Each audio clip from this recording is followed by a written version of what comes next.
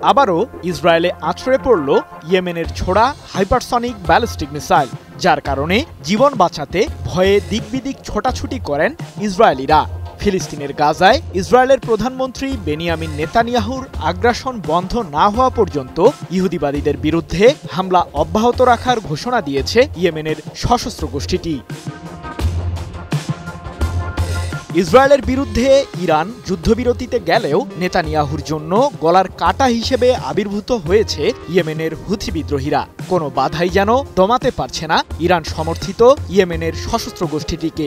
Palestine 2 মডেলের hypersonic ballistic missile দিয়ে ইসরায়েলের প্রধান বিমানবন্দর বেন গুরিয়নে হামলা চালিয়েছে হুথিরা।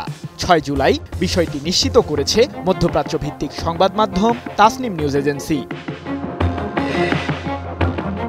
গাজায় ইহুদিবাদী সরকারের বর্বরতার প্রতিশোধ হিসেবেই এই হামলাগুলো চালাচ্ছে হুথি বিদ্রোহীরা, এমন দাবি ইয়েমেনের সশস্ত্র গোষ্ঠীটির। 6 জুলাই চালানো এই হামলায় নির্ভুলভাবেই ক্ষেপণাস্ত্রগুলো আছড়ে পড়ে ইসরায়েলের বিমানবন্দরটিতে, যার কারণে দখলদার ইসরায়েলিরা আতঙ্কে আশ্রয়কেন্দ্রে পালিয়ে যেতে বাধ্য হয়।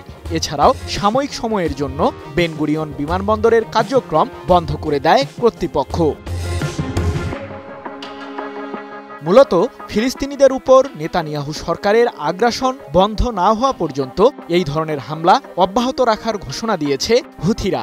এমনকি ইসরায়েলের পক্ষ থেকে কোনো ধরনের পাল্টা আক্রমণ আসলে শক্ত হাতেই দমন করার হুঁশিয়ারি দিয়েছে ইরান সমর্থিত গোষ্ঠীটি। এদিকে ফিলিস্তিনের স্বাধীনতাকামী সংগঠন হামাসের সাথে ইসরায়েলকে যুদ্ধবিরতিতে যেতে প্রস্তাব দিয়েছেন মার্কিন প্রেসিডেন্ট ডোনাল্ড ট্রাম্প।